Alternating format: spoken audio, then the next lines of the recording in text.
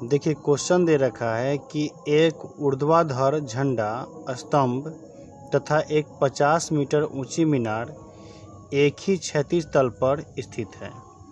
मीनार के सिर से स्तंभ के ऊपरी तथा निचले सिरे के अवनमन कोण 30 डिग्री तथा 45 डिग्री है। तो झंडा स्तंभ की ऊंचाई ज्ञात करें।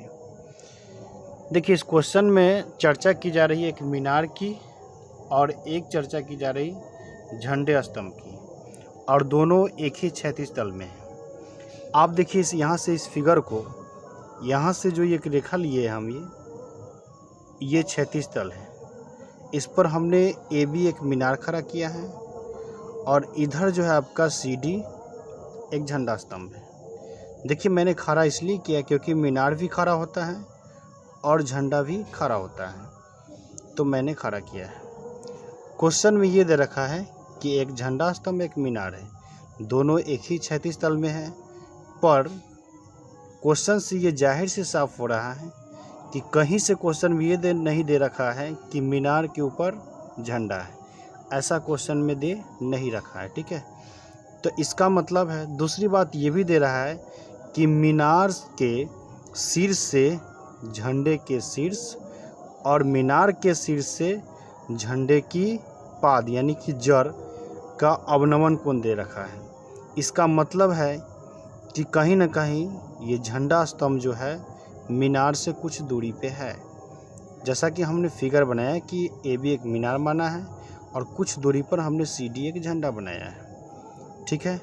अब क्वेश्चन ये दे रखा है कि मीनार के शीर्ष से स्तंभ के ऊपरी शीर्ष, ठीक है, तथा निचली सिरे, यानी कि स्तंभ के ऊपरी सिरे और स्तंभ के निचली सिरे का अवनमन कोण 30 डिग्री और 45 डिग्री है। देखिए अवनमन कोण की बात की जाए तो यहाँ पे कोण बनेगा, ठीक है, ये 30 बनेगा और ये 45 बनेगा। अगर ये 30 बनेगा और ये 45 बनेगा तो इस कंडीशन में ये 30 है तो ये भी 30 होगा, और ये 45 है तो ये भी 45 होगा। ऐसा क्यों होता है? तो जब दो समानांतर रेखा के बीच कोई तिरछी रेखा गुजरती है, यहाँ पे ये तिरछी रेखा है और यहाँ पे ये तिरछी रेखा है, तो जब तिरछी रेखा गुजरती है तो उस कंडीशन में एकांतर कोण समान होता है। इसके लिए एकांतर कोण ये हो जाएगा और इस बड़े त्रिभुज बड़े से कोण के लिए एकांतर कोण ये होगा। तो उस कंडीशन में ये 30 डिग्री बनेगा और ये 45 डिग्री बनेगा। अब देखिए यहाँ पर ऊंचाई जो है वो दे रखा है, मीनार की ऊंचाई, ये ऊंचाई कितना दे रखा है 50 मीटर। देखिए जो फिगर क्वेश्चन कर रहा था उसके अनुसार मैंने फिगर ड्रॉ किया, ठीक है, और फिगर ड्रॉ के बाद जो कोण दर्शाना था मैंने दर्शा दिया, इसकी ऊंचाई को दर्शा दिया। अब आपको क्वेश्चन में कह ये रहा है कि निकालना है झंडा स्तंभ की ऊंचाई कि आखिर ये कितना ऊंचा है, यानी कि एक तरह से कहिए आपको सी डी फाइंड आउट करना है, सी डी निकालना है, ठीक है। देखिए जब दो त्रिभुज बन जाता है, जब भी दो त्रिभुज बने, जैसे यहाँ पर एक ये त्रिभुज बना है, ठीक है, और एक ये बड़ा वाला त्रिभुज बना है, तो जब भी दो त्रिभुज बनता है तो आपको ध्यान रखना है कि हम उस भुजा को लेंगे जो दोनों के लिए कार्य करता है। मतलब पहले से हम ये ध्यान रखें कि भैया हमको उस भुजा को लेना है जो दोनों के लिए कार्य करता है। जैसे यहाँ पे बी सी भुजा जो है, इस बी सी भुजा से ये भी त्रिभुज बन रहा है, ठीक है, और यही बी सी भुजा आगे चलकर ये डी ई के बराबर हो जा रहा है। इट मीन्स कि जितना बी सी भुजा उतना ही डी ई है, ठीक है। तो कहने का मतलब मेरा है कि बी सी और डी जब समान है, इसका मतलब कि बी सी भुजा इस त्रिभुज के लिए भी काम कर रहा है और यही बी सी भुजा आगे चलकर डी के लिए इस त्रिभुज का भी काम कर रहा है। तो यहाँ पे आप देख रहे हैं कि ये भुजा समान है, यानी कॉमन है, दोनों के लिए काम कर रहा है। दूसरी बात आपको ये ध्यान रखना है कि आपको ये देखना होगा कि क्या हमको दिया हुआ है सवाल में। हमको दिया हुआ है मीनार की ऊंचाई, इट मीन्स ये दिया हुआ है ए बी, और ये जो बी सी भुजा दोनों के लिए काम करता है। तो ए बी दिया हुआ है और बी सी दोनों के लिए काम करता है। तो पहले हम बड़े वाले त्रिभुज से चलेंगे, ठीक है, पहले हम बड़े वाले त्रिभुज से चलेंगे, ठीक है। तो हमने वही किया है कि माना कि त्रिभुज ए बी सी में, ठीक है, त्रिभुज ए बी सी में देखिए ये कितना है 45 डिग्री। अब ध्यान दीजिए कि यहाँ पे किसका संबंध जाएगा। देखिए ये है आपका P और ये है B। ये दिया हुआ है और ये दोनों के लिए काम कर रहा है। तो जो दोनों के लिए काम कर रहा है वो, और जो दिया हुआ है वो, यही दोनों का संबंध आपको लेना है। ये बात को हमेशा ध्यान रखना है कि जो दिया हुआ है वो, और जब दो त्रिभुज बने तो जो दोनों के लिए भुजा काम कर रहा है वो, दोनों का किसका संबंध जाएगा।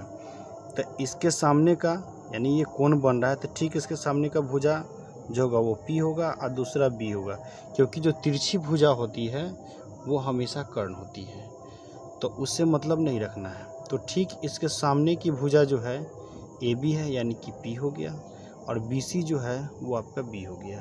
तो P और B का संबंध अगर देखा जाए तो tan थीटा से होता है, इसलिए मैंने लिखा tan 45, क्योंकि यहाँ पे डिग्री 45 दे रखा है।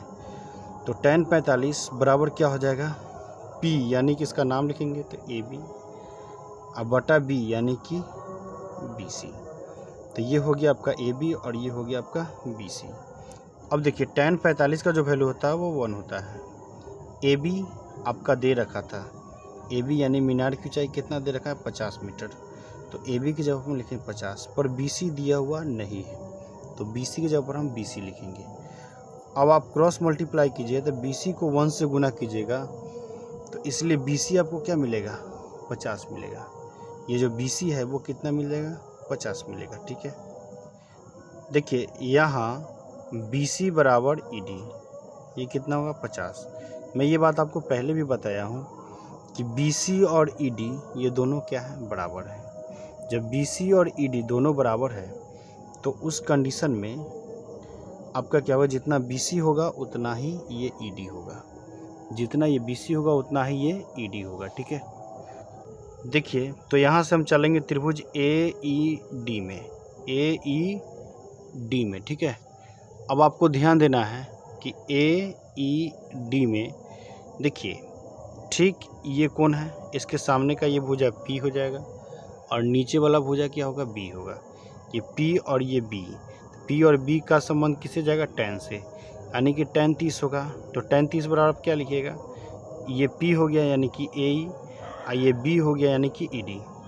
देखिए इसी बात को हमने लिखा है कि tan 30 बराबर क्या होगा, तो AE बटा ED होगा। ठीक है, अब देखिए tan 30 का वैल्यू क्या होता है, 1/√3 होता है, और ये आपका AE और ED जो है आपका दिया था, क्योंकि ED BC के बराबर था, BC 50 मिला है, इसका मतलब ED क्या है, 50 है। अब हम क्रॉस मल्टीप्लाई करेंगे यहाँ पे, तो 50 को 1 से गुना कीजिए और AE को √3 से गुना कीजिए, तो AE √3 बराबर क्या मिलेगा, 50।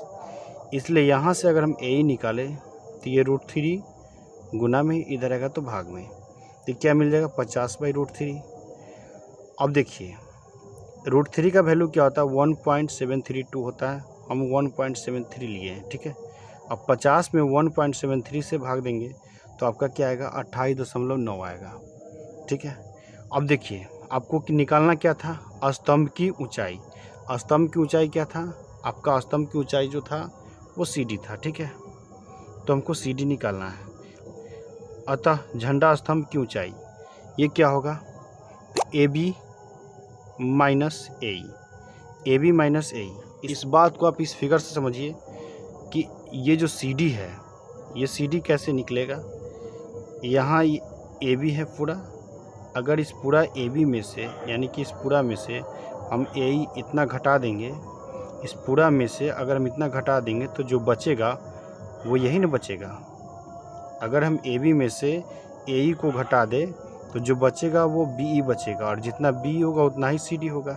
तो हम यही करेंगे कि AB में से क्या करेंगे, AE को घटाएंगे। देखिए यहाँ पर हमने यही किया है कि AB में से क्या किया, हम AE को घटाएं हैं। AB में से AE को घटाएं, यानी कि 50 में से AE क्या मिला आपको, 28.90 मिला है, उसको हमने घटाया। घटाने के बाद आपको क्या मिला, तो आपको मिला 21.10 मीटर। यही 21.10 मीटर है वो क्या है, झंडे स्तंभ की ऊंचाई होगा। इस तरह से हम सवालों को बना सकते हैं। देखिए जब भी सवाल को बनाना होगा और दो त्रिभुज बनता होगा तो आप खास तौर पर ये ध्यान रखेंगे कि वो भुजा ले जो दोनों के लिए काम करता है, और दूसरा आपको ये भी ध्यान रखना है कि क्या दिया हुआ है। ठीक है, अब ये दोनों के बीच का हम संबंध खोजेंगे, और किसका संबंध जाएगा, उसका संबंध लेकर हम आगे काम करेंगे और सारे सवाल को बनाएंगे।